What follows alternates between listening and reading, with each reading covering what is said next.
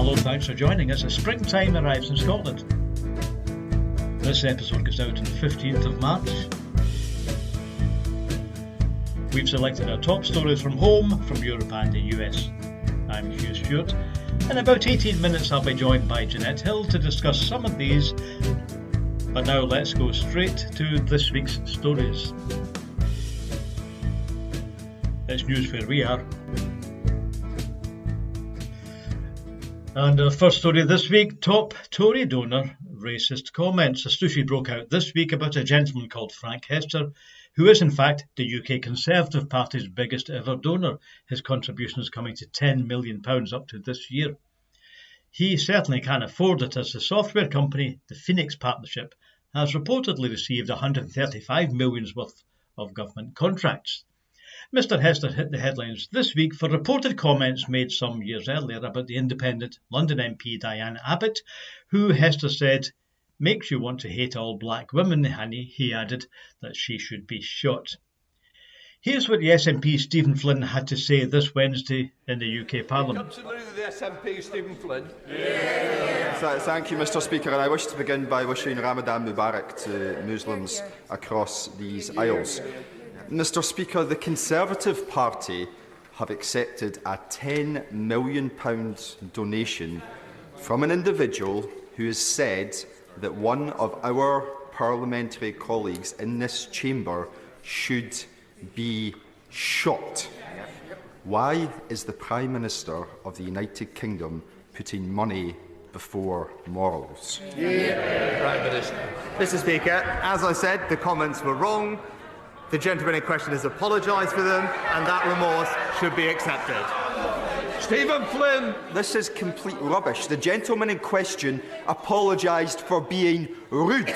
He wasn't rude, he was racist, he was odious, and he was downright bloody dangerous. Now, on Monday, the number 10 said, we've seen an unacceptable rise in extremist activity which is seeking to divide our society and hijack our democratic institutions. Isn't it extremism that we should all be worried about? The views of those Tory donors that we've read about this week. Prime Minister. No, Mr. Speaker, there has actually been a rise in extremist activity that is seeking to hijack our democratic institutions. It's important. It is important that we have the tools to tackle this threat. That's what the extremism strategy will do, and I would urge him to wait for the Community Secretary to release the details. OK, following earlier denials, the Prime Minister's office has confirmed that Hester's remarks were racist and wrong. A Downing Street spokesperson said he has rightly apologised for the offence caused, and where remorse is shown, it should be accepted. The Conservative Party has refused to hand back the £10 million. In fact, it was reported this week that Mr Hester has just given the Conservatives another £5 million. The Conservatives had not confirmed or denied that. They do have a general election to fight. However, this week, Sunak confirmed it definitely won't be on the 2nd of May. Maybe they're hoping something will come up later on. As we heard the Prime Minister say, the Conservative government wants to move against extremism, so how do you define it? Minister Michael Gove's new definition: extremism is the promotion or advancement of an ideology based on violence, hatred or intolerance that aims to do one of these three things. 1, to negate or destroy the fundamental rights and freedoms of others, or 2, to undermine, overturn or replace the UK's system of liberal parliamentary democracy and democratic rights, or 3, to intentionally create a permissive environment for others to achieve 1 and 2. Will that attempt at a definition work in all cases to preserve our freedoms? Which of those are fundamental and which freedoms are less important? Miriam Cates, MP, herself a Conservative, pointed out that many people claim that gender-critical feminists are extreme in their belief that males should not be permitted into female spaces. You could also argue that the very existence of a free media, presumably one of the freedoms Mr Gove wants to preserve, could be a way of creating a permissive environment for views which politicians find unacceptable. These proposals are not actually to become law, they're just guidelines. So what do you think? Get in touch, leave a comment on our Facebook page, or you can talk to us on the YouTube or on X, Twitter, And we can also receive emails from you at info@newsforscotland.org. Let's look at a Scottish story that was in the news this week. Porn movie reined in. Creative Scotland, the main public funding body for arts in this country, has now withdrawn funding for a project called RAIN, that's spelled R-E-I-N, which aimed to recruit experienced porn actors to film a project involving non-simulated sex acts. Following controversy, Angus Robertson for the Scottish Government has announced that the proposed £85,000 worth of funding is not going to go to the RAIN project. Creative Scotland's budget has been reduced in recent years, and questions have been asked about the decision to fund this project. In its defence, the arts body said that they make about 2,000 awards each year and they are supposed to push creative boundaries, but that the exact nature of the RAIN project had changed since the original application. And talking about funding, did last week's UK government give Scotland more money or not? Yvonne Alexis from the News for Scotland team gave our report into the UK spring budget in last week's show, and there's more analysis out this week. The Conservatives are claiming that UK funding to Scotland is at its highest ever. On the other hand, Pete Wishart, SNP member of the UK Parliament, maintained that this year's Scottish Bloc grant is the lowest since devolution, which was 25 years ago. We reveal the facts. Economists at the Fraser of Allender Institute first point out that this headline figure for a Scottish Bloc grant is indeed higher than in previous years, but that's hardly surprising, as part of the increase comes from inflation. Even if there's no policy change, inflation means that the numbers will always go up. But that doesn't mean an actual increase in spending power. Once we strip inflation out of the published figures, we find that the real value of the UK funds to Scotland is lower than in recent years and only slightly higher than it was in 2009-10. We can also look at Scotland's grant as a proportion of total UK government spending. Here, the figures really don't show much of a trend. 25 years ago, the figure was 3.8%, and it's estimated at 3.5% for next year. However, if we look at the Scottish Bloc grant as a percentage of department spending, that is, discretionary spending by ministers, then the current figure is 7.7%, compared to 7.5% in 2000-2001. So the truth is that the UK contribution to Scotland is neither generous nor particularly stingy, though maybe slightly down. But of course you can prove anything you want with a bunch of statistics. However, we think maybe the important economic fact to remember is that the whole of the UK economy is still struggling to find its way out of recession held back by Brexit. So that brings us to Europe. Can Scotland get back in? Well, yes, but Scotland will need to become an independent country first. In 2016, 62% of Scottish voters chose to remain part of the European Union and its lucrative single market, but we had to leave anyway due to the anti-Europe vote in England and Wales. Analysis on the Scottish Government website shows actual harms being done to Scotland by shutting off easy access to the world's biggest domestic market on our doorstep. Last week, the Scottish Government brought out an information paper called Scotland's Place in the World. If independent, Scotland would become the 194th member of the United Nations and would be able to apply formally as a candidate member of the EU. The government also argues that Scotland would be a member of NATO, a policy which the SNP voted to support in 2012. EU accession is a slow and careful process which will certainly take years. Although government sources often point out how closely Scots law follows EU law, as we were after all part of the Union for half a century, the negotiations on the Copenhagen criteria could take 5 to 7 years. This week saw the 30th anniversary of the EEA, the European Economic Area, which allows 3 non-EU countries to enjoy full access to the EU market, including free movement of people, goods and services. The single market therefore has 30 members, not 27 when you include Liechtenstein, Iceland and Norway. The EFTA members are those plus Switzerland, which has negotiated its own deals with the EU. Could Scotland arrange a bespoke deal as a temporary measure while waiting on full EU membership? That's a Scottish Government strategy, but nothing concrete can happen until Scotland declares independence. We intend to do a special on Scotland's place in Europe next week, but what do you think? Get in touch on Twitter, etc. Please, we'd like to hear your views. Another Scottish story now, biotech, one of Scotland's economic successes.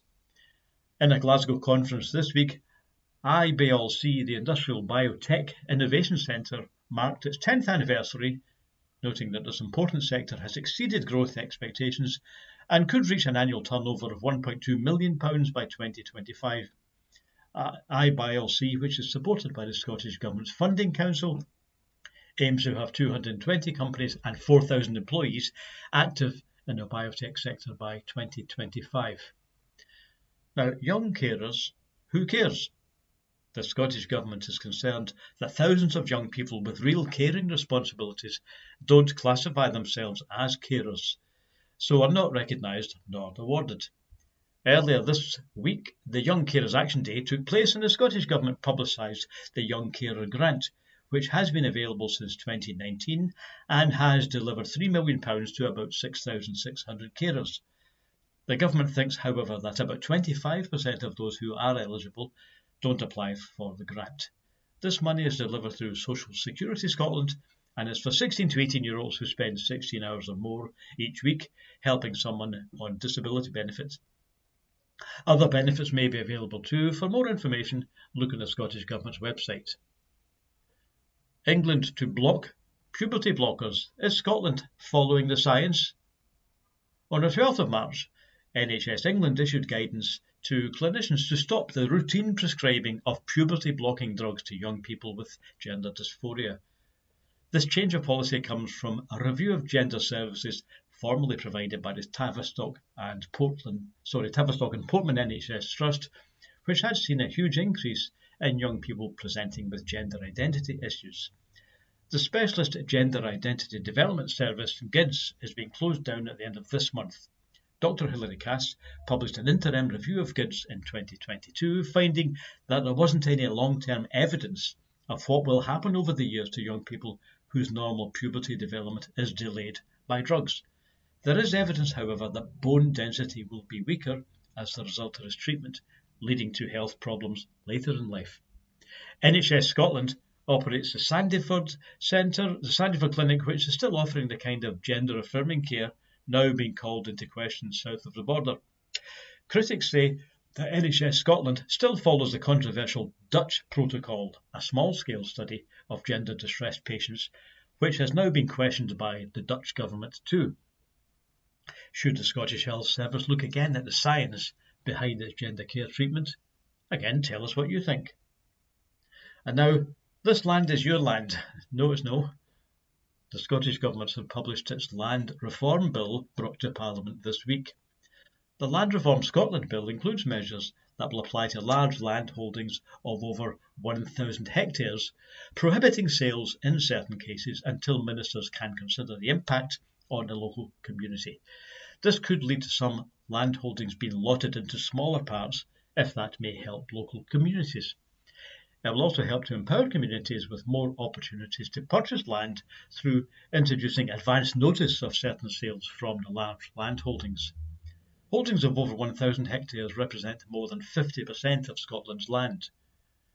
Welcoming the bill, Mike Russell, former government minister and chair of the Land Reform Commission, said, "Our research has consistently shown the pitfalls associated with such a concentration of land ownership, including the impacts that localised monopolies can have on local economic opportunities and communities."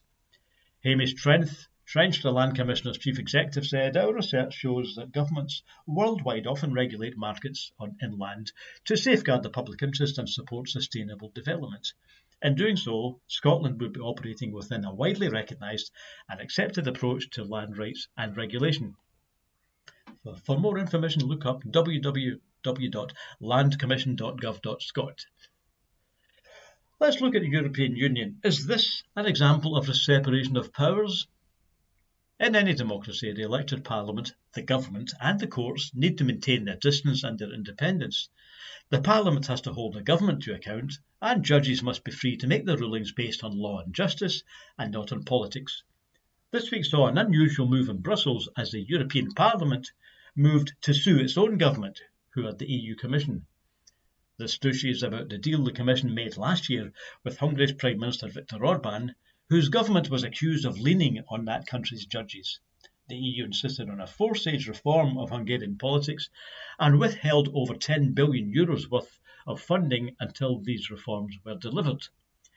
MEPs, however, are not satisfied that much real progress has been made in Hungary on the separation of powers, believing that a dodgy deal was done last year, one day before Orban threatened to veto the EU's policy on supporting Ukraine. This move, which will see the case going to the European Court of Justice in Luxembourg, puts pressure on under Ursula von der Leyen as she campaigns to win her second term as EU Commission President. The European elections are later this year. Is the UK fully behind Ukraine? Today, the 15th, as we made this programme, the leaders of France, Germany and Poland met in Berlin as they tried to smooth out the differences in their level of support for Ukraine. French President Emmanuel Macron said to the press this week that France would rule nothing out when quizzed on the possibility of putting French troops on the ground in Ukraine. Germany's Olaf Scholz is not a fan of this kind of talk, preferring to position Germany as a peacemaker. Donald Tusk, the new Prime Minister of Poland, is reportedly keen to reinvigorate the EU's support for Ukraine in a change of tack from Poland's previously nationalist government. Reuters quoted Mikhail Podolyak, who advises Ukrainian President Zelensky, saying that indecision and uncoordinated action among Kyiv's allies was leading to grave consequences. He says Russia starts to get cocky and begins to believe it can squeeze Ukraine. Ukraine, in turn, is experiencing a severe shortage of specific resources, primarily shells, and is losing the initiative. Now let's look at Putin's winning way in elections. The presidential elections will take place shortly after we made this show, but we don't have to wait until next week to announce the winner. The Putin regime has effectively eliminated all opposition. His most ardent critic, the lawyer Alexei Navalny, died on the 16th of February under suspicious circumstances in an Arctic prison colony. There are other candidates who have been allowed to stand, but none of them opposes the war against Ukraine. Commentators see this flawed election as more of a vote of confidence in Russia's war leader. Putin has been campaigning for a big turnout. His victory is not in question, but he could appear weak if it was secured by a low level of participation from Russia's citizens. Putin has extended the vote to parts of Ukraine annexed by Russian armed forces. The Kremlin counts them as Russian territory. The Ukrainian government, of course, can't agree to this and has called the vote in their territory illegitimate. In the Donetsk region, Ukrainian mayor of Mariupol, Vadim Boychenko, said it was impossible to call this an election. Also in Russia, we heard today of the death of Lukoil president Vitaly Robertus, who reportedly died of suicide in his office. He is the fourth Lukoil manager to die in 2 years. Let's look at some American news now. As it was confirmed this week that Trump and Biden will again face each other in November's election, a new poll shows a narrow 1% lead for President Biden. This really means that it's neck and neck at this stage when we consider the margin of error. However, many Americans are not enthused by either candidate, with 15% saying they would go for the independent Robert F. Kennedy Jr. should his name go forward. During President Trump's term of office, he authorized the CIA to set up a cyber disinformation campaign inside China. Worried that the world's second economy was gaining increasing influence among developing nations, Trump's administration agreed to a clandestine group who used false internet identities to spread negative stories about Xi Jinping's government, for example, suggesting that government officials were corrupt and hid ill-gotten gains abroad. Meanwhile, based on unsupported allegations that the Chinese-owned short-form media platform TikTok was spying on behalf of the Chinese government, the House of Representatives voted to ban TikTok within 6 months unless the Chinese owner sells off its US assets. This measure won't become law unless the Senate agrees, and they are in no hurry to do that. President Biden's campaign would actually suffer if this ban came in before November, as Democrats do use the channel as an effective way to reach young voters. And now Irish eyes on Gaza. In a traditional St Patrick's Day meeting, the Irish Prime Minister Leo Varadkar is in Washington over this weekend. The Taoiseach will tell the President how the Irish people feel about the war in Gaza. Ireland has been one of Israel's sternest European critics and remains a neutral state in military terms. Earlier this week, Varadkar said he would tell Biden that Irish people want an immediate ceasefire, for the killing to stop, and for the hostages to be released. Last month, Ireland announced it was giving €21 million to the UN's Palestinian Refugee Agency, the UNRWA. Today, Euronews reports that dozens were hurt when a food queue was attacked in Gaza. Reports on Friday morning told of 6 people killed and at least 83 wounded, as Israeli forces reportedly opened fire on Palestinians waiting for food in Gaza City. This attack came a few hours after Israeli forces bombed a United Nations food distribution centre in southern Rafah City, killing at least 5 people, including a member of the United Nations Agency for Palestinian Refugees. The UNRWA Commissioner General Philippe Lazzarini said on X, "Since this war began, attacks against UN facilities, convoys and personnel have become commonplace in blatant disregard to international humanitarian law." Well, that's it for this week's news. Thanks for listening. That's not all good news, I'm afraid. We'll be back next week with our selection of key stories from Scotland, both here and from our neighbours in Europe and around the world. So again, on behalf of the News for Scotland team, thanks for listening. But you're just about to hear one more of the team as I'm having a discussion with my colleague Jeanette Hill, and we will look at a couple of those stories in a bit more detail and hear Jeanette's opinion. But remember, we also want your opinion. You can reach us on Twitter X, find our Facebook page, or leave a comment under the YouTube edition, or email us on newsforscotland.org. Jeanette Hill's coming up.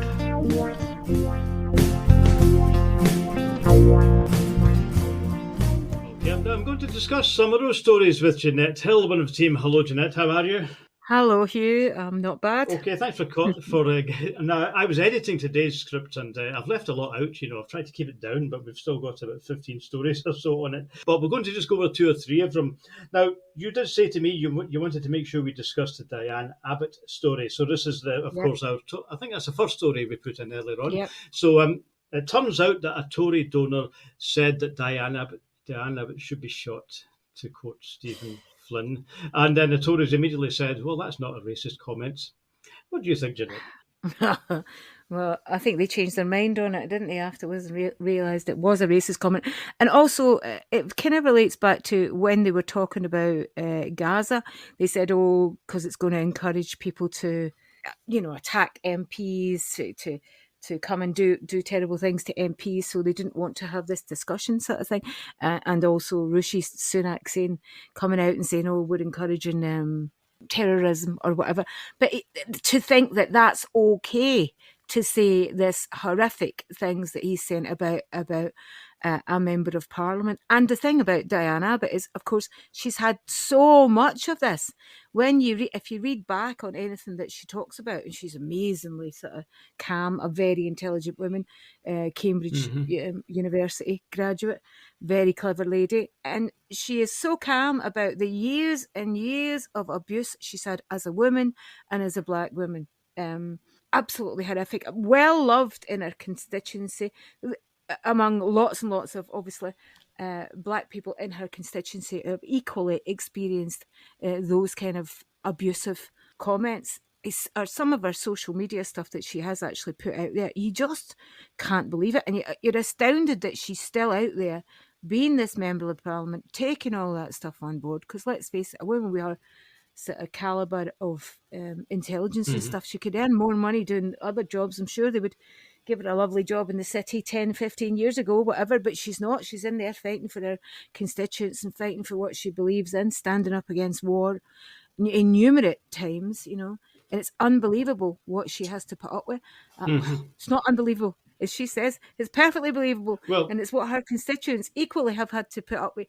And ours, of course, Joanne Cherry gets absolutely loads of equal horrific misogynistic abuse and abuse because of her sexuality. Now, you've just raised in my mind the idea of the misogyny and hate crime, because I was listening to BBC Scotland yesterday, and a woman from Glasgow was saying the hate crime bill doesn't include misogyny, and that's a bit weird because it seems to go through most of the protected characteristics. Now, this refers to the 2010 Equality Act, which applies in England and Scotland, and it says it's against the law to discriminate in employment and in housing and all sorts of other things. Services, If you're one yeah. of these 9 people, which includes women and sex change and people of particular religions or people from a particular ethnic group or disabled people, there's 9 altogether. But the weird thing is the Scottish Hate Crime Bill, which I wasn't going to discuss because we'll do it in April the 1st when it comes in, but the Scottish Hate Crime Bill discusses 8 of the protected characteristics, but not women. That's a bit odd. Did you not know that? Really? No, women aren't in it. I didn't And know that, no. They say that, that's because we're going to deal with misogyny later, but why not deal with it now? Well, let's see if they do then. Let's hold them to that. But so, I suppose it's... actually, you've mentioned 2 people who have got into trouble with their own parties. Diane Abbott, as I said earlier on, is an independent. She's not actually a Labour MP at the moment, not allowed to be. No, she was, sort of thrown out, I think. Suspended. Now, what do you think this says about the Conservative Party? Because I did point out in the story that Frank Hester it gets money from the Conservative government. Then they give some back to Conservative Party. He gives a bit back. It seems like a good deal, really, for him, really, doesn't it? Good deal Gives them all 10, and they give him 150 back or whatever. Mm-hmm. Yeah, absolutely, yeah.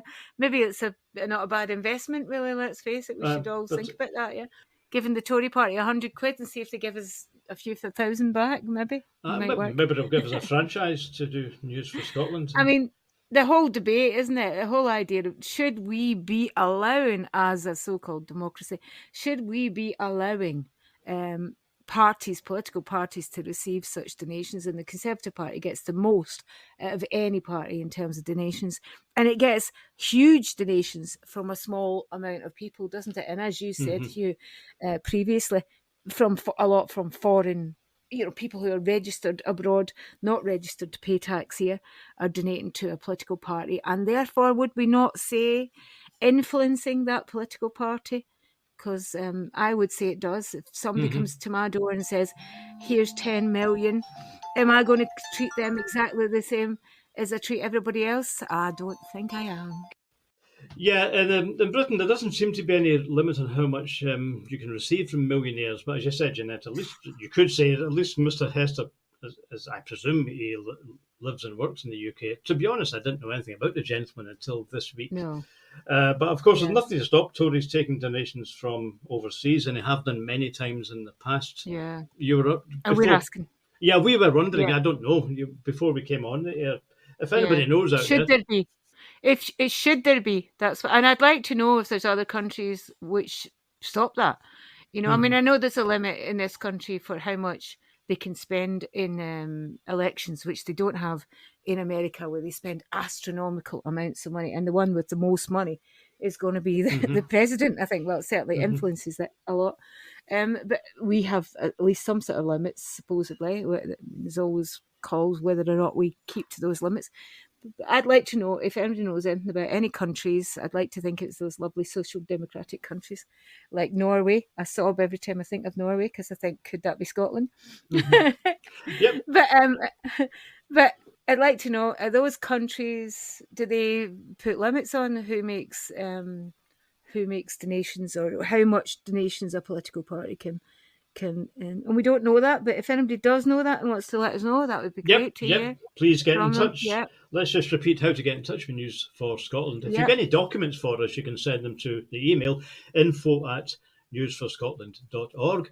And if you've got a comment, we are on Facebook, or you can leave a comment underneath the YouTube edition, or X Twitter. Yeah, I run the X Twitter account for News for Scotland. So.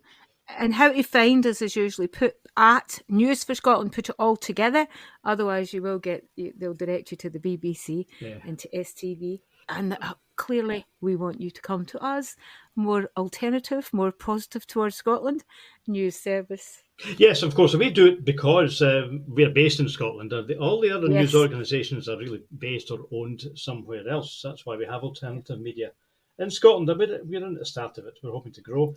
Let's move on to one of the other stories. We haven't got time to discuss them all. You mentioned earlier on, you thought you were very impressed by the News of Scotland government put out this week about help for young carers. So top of the news, we said that the Scottish government recognises lots of young people, lots of teenagers are actually looking after somebody in the house. And up until recently, nobody cared. But there is actually a grant available, but they think maybe a quarter of the people who should be getting it probably don't know that the grant exists. I think it was always there. It's just it's accessing it. I mean, probably schools will know. It's 16 to 18, I believe. The schools will know about it and colleges will, and they'll be directing towards it. But it's getting to know whether people are young carers. They probably don't identify themselves as young carers. Like when I was working in England, in secondary schools in England, we had frequently, I particularly remember a young black lad from Longsight who they were just about to throw out of college because he was always coming in late and he never told anybody what the reasons were. And me and a couple of other teachers were digging down to find out what the reasons were, and it's hard to get them to say. But basically, he was caring for his mother who was in a wheelchair. He was sort of lifting her onto the toilet half the night. He was lifting her off. He was getting her ready before he left to come to college, and obviously he was coming in late. I think when all the staff found out about it, their hearts went out to him and felt much better towards him. But we tried our best to see if we could get him some extra money and stuff, because money was tight in his house. But there was nothing. We got, I think, a bit from the college, etc. But there was no a specific grant that he could get. Like, this is happening in Scotland. So it's brilliant to think, because we think, oh, it's only a bit of money, how's that helping? But it does make a huge difference. You know, because you could maybe even use that money to get somebody else in to care for him, to give him a wee bit of a break, or just to make life a little bit easier, you know, in some way, whether it's to help pay just basic bills in the house, whatever. It's a brilliant idea. The same as when I first came back to Scotland to work in a college, I discovered about the Care Experience Grant, which that had been one of my remits in England, was looking after the kids. We had quite a lot of kids in their particular college with who were care experienced. And obviously they were not so bad if they were still in foster care to sort of 18, 19, but lots of them were out of foster care or care homes, children's homes at 16. Back in bad old days, 17, even though they were still in education, and they were, you know, reliant on trying their best to try and get social security. They were entitled to some sort of social security, but it was a bit of a nightmare. Whereas in Scotland, you know, I believe that was Nicola's project, and I just think it's a fabulous one. The Care Experience Grant, I mean, it's something like over £200 a week, and they've just got to prove that somewhere along the line the local authority has been involved in their care. And then, because these are the children that are massively unlikely to get any qualifications, they desperately do need that. And that financial help makes a huge difference, because they might be independent, you know, trying to pay rent, try to rent a room off somebody, try to do whatever, with nobody in the background to say, can I get a tenner so I can get to college? And that was what we found all the time, was kids coming in that didn't have coats and didn't have money for a shoe and had no money for a transport card. You know, I know in Scotland now, wonderfully, under 25s get free bus fare, which is another great thing. Well, I think it's under 22s actually. But yeah, under 22s it is, absolutely. But all these things that are amazingly, you know, good for what we need. These are our future workforce, and the future workforce needs to be educated. We have quite a few people who can get into the different industries that we are hopefully going to develop, whether it's environmental engineering, whether it's biotech stuff, whatever it happens to be. And they don't get there unless they get an education. And these groups, particularly young carers, care experienced kids, are the ones who cannot, for good legitimate reasons, finish college courses. Absolutely, yes. It's a skills-based economy, Jeanette, isn't it? It's good for the country. It's not just good for the individuals, which obviously it is. And it is. You keep a kid in college and in school, especially a lad, and you're much less likely that they'll go to prison. And they're the kids who do end up in prison, your care experienced kids, etc. You know, they fall into sort of because it's just closing doors. It's just narrowing down choices. And we've got a huge opportunity there. Keep them at college. It's much better for the country and for the individual. Keep them at college, support them then, get them the qualifications that are adding to the country, you know, being young workforce, qualified young workforce, whether it's in health and social care, whatever the industry they enter into. Absolutely. And I think a really, really good sort of social contracts, you know, policy. which is making a social contract with them kids, saying you're a citizen of Scotland, you're entitled to this, so that you can continue your education, so that you'll contribute. You'll accept your citizenship It thing. works for everybody. Of course, I see your point. Yeah. Absolutely. Definitely, I think most people will agree with you on there. But I'm glad to talk to you about that, because I wasn't aware what the difference was north and south of the border. Yeah. Now let's move on to one other topic. We're not going to go through all the stories I put in today's news, but let's look at Europe, the whole question of Europe. Now, it comes up twice because last week the Scottish Government released a paper called Scotland's Place in the World, but also I think last November they also put a briefing paper out on why we should join the European Union. So first of all, do you think that's a foregone conclusion that if Scotland was to go independent, because we already voted for Europe in 2016, does that mean we would just go straight in, or do you think we should have another vote? I would qualify it most definitely. I would worry about certain things. What would be the conditions that they'd take us into? I mean, if they forced the sort of conditions that they did on Romania and Lithuania, then I would personally think it's not that great. It depends if we got the sort of conditions that, like, I think Switzerland has or Norway has, then to me that would be okay. Well, I mean, the thing about NATO, that worries me. Well, let's come back to that in a minute. But first of all, the story was prompted by the fact that the European Economic Area has just had its 30th anniversary, and that does include Norway that you mentioned. So would you be interested in that kind of plan B, if you like? As I said in the report, even if Scotland were to apply as a full voting member of the EU, which means we'd have people in the Parliament, we'd have somebody in the Council of Ministers, we'd have a couple of commissioners, so we'd be part of the people who make the rules. That's what the SNP wants, because they want that job, right? They want to have the go at being the rotating president.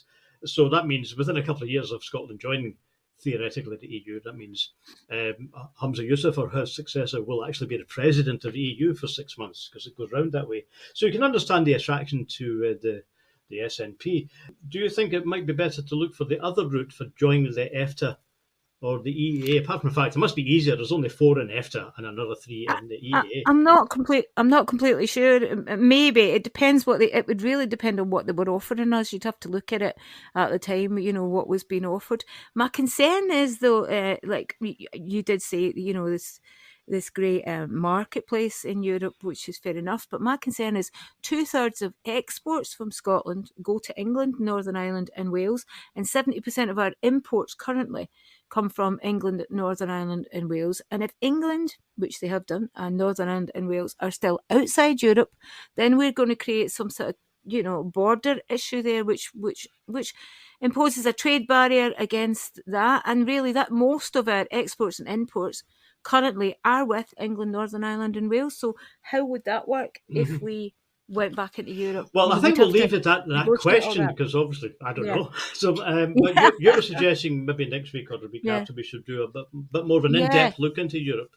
So I think what you're doing is you're flagging up questions, big questions, so that needs a bit of thinking and a bit of research. One of our listeners, Tony Lawson, is looking into that, because he obviously is very much a Scottish independent supporter, and wants to look at how would we negotiate, how would we have a border with England that was workable. It's as we've found out with Brexit, it's a complex issue. It's not that easy. I think my other problem with Europe is they kind of followed Thatcherite policies. We've got a lot of austerity-led policies in Europe, and I actually think it's the austerity-led policies in the UK, not Brexit, that's caused us to have economic recession. Also, I'm wary of the term economic recession, because they talk about London is fabulous, London's doing really, really great, but for who? Not actually for the Londoners or for the people in the rest of the country. It's we have great inequality, one of the worst inequalities, one of the things we've always had. What we've lived through in our lifetime is the Thatcherism. I came across this last month. I went to a meeting of the at the Unison office in Glasgow about care, and that's another thing, the whole business of setting up a national care service. And the first thing they said, as I was just taking notes there, and we'll do this again for News for Scotland sometime, they said, well, it's all Thatcher. And I thought, well, she's dead. That's 40 years ago. How come Thatcher is still affecting us? And in fact, it's privatisation. That's what Unison was saying. The whole care service is run by lots of small firms, and it's really very difficult for the Scottish Government to get hold of it. Yeah, there are third sector organisations, but in many ways, the Unison people whose staff are involved in health Health are saying. Yeah. It's actually Thatcherism. It's because the whole thing was broken up. It's not a national health service. It's you would have to actually buy one by one all these wee firms. Of course, National Care Service, for a care National Care service. Service, yeah. So really, the ghost of Thatcher is still haunting us. Rid Yeah. of Thatcherism from the economy, because Yeah.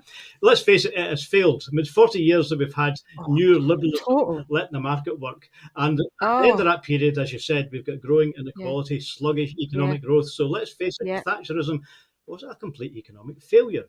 We've tried it out for Absolutely. 40 years, and now we know it did not work.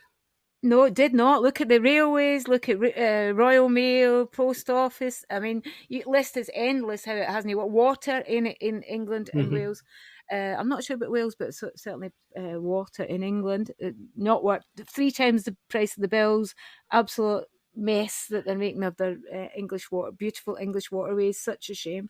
Absolutely, I agree. And my problem with Europe is it's like they've been influenced by Thatcher and like Macron in France. This is, to me, pushing austerity-led policies. Obviously, that's from my left-wing point of view. No, well, I think you're right, actually. I was recently reading Professor Joe Stiglitz, who's a Nobel Prize-winning economist, and he's very critical of the European Central Bank, because without using the word Thatcherite, he says the trouble with these guys is that they all support market policies. They think all they can do is to keep inflation down and then leave everything else to the market. It's just anathema to them to think that the resources of a central bank should be used for any social objective. So that's what Stiglitz says. They're basically free market fundamentalists, the same as Reagan or Thatcher. That's it, Milton Friedman. But it doesn't have to be that way. The European Central Bank could pursue useful social policies, but they think that's not their job. They think leave everything to the markets and it will be fine.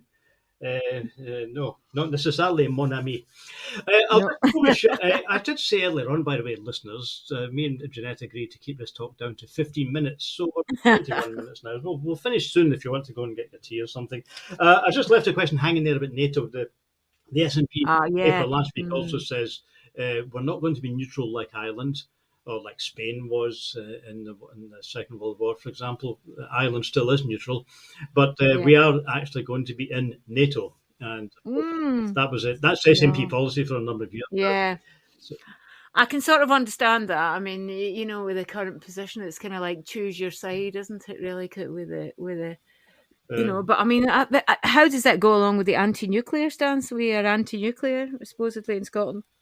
I'd prefer the Irish, going with the Irish, really, rather than NATO. Yeah, and I'm like, is this us choosing our side in World War III? It's the same as France want to send troops into Ukraine, or should we be sending more shells over to the Ukraine? I mean, well, that's the situation we're in now, isn't it? I think probably the idea of staying in NATO because of Putin would probably more popular now than it would have been 5 years ago, because people are saying, well, what do you think about the argument that Putin has got to be stopped? This is really what Macron and others are saying. If we don't, the Polish people are saying also, if we don't stop Putin, he's going to have a go at Poland and Lithuania. So. Yeah, but I mean, they had an agreement with him in 2014, and the NATO pushed for that agreement. And it's kind of like, to me, there is an argument that some people are putting out there saying that this is a war by proxy, American war by proxy with Russia. And I think I'm quite inclined towards Corbyn's peace and justice ideas about really we should be negotiating peace instead of sending them arms. And he has proved himself right in lots of other situations where they have just... As we've said before, Macron's approach isn't being reflected in Germany. They're taking they're saying we want to talk peace. And he's saying we want to talk. Well, I suppose it's big talk. It's threatening, isn't it? What Macron is doing is saying, I'm not ruling it out, but we could consider sending troops. I think from his point of view, it's negotiating. He's saying to Putin, you're not the only one who can talk big. We can also threaten, but let's hope it's an idle threat. Macron's party, I believe, have lots of donations from the French, which is fairly powerful French arms companies. So I don't know who's behind all that, and that worries me. To me, it's the arms companies that are ruling the world, really, and people are, whether it's Israel or whatever, and people are all over the world being devastated by this. It's a horrific industry, you know. Absolutely. The arms industry is doing very well. That's all we hear throughout the stories we're looking at today. People are saying, give us more shells, give us more ammunition. And you know, I don't have any time for Putin, of course, who is a dictator. Whatever happens with his election, it's still a stolen election. But I don't have any time for him at all. But does that mean you have to say, okay, let's make more bombs, let's make more artillery shells? There has to be a better way. Yes.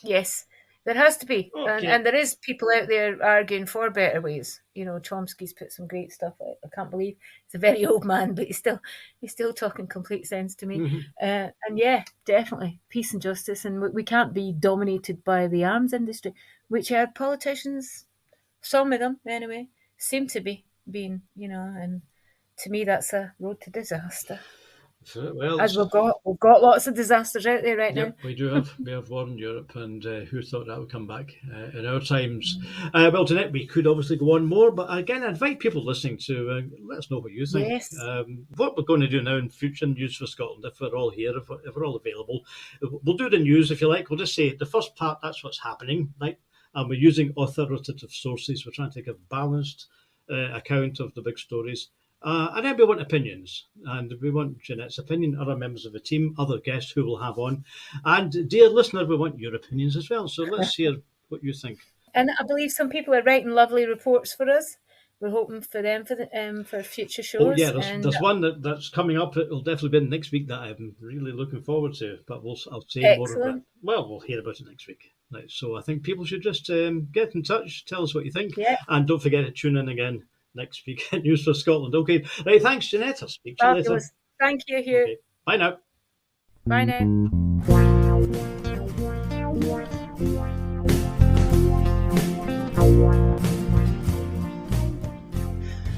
And that brings to an end our News for Scotland for the week ending the 15th of March. Right, so thanks for joining us. Now, as we said, we do want to know what you think. How do you like the way we're handling the news? Is there something else we should be covering? Let us know. And can I just finish with a big shout out to people who are listening to us in Germany? I've noticed in our listening figures quite a lot of people in Berlin and a couple down in Munich. And we've also got some listeners in Australia and in America. Thanks. Back next week with more news where we are.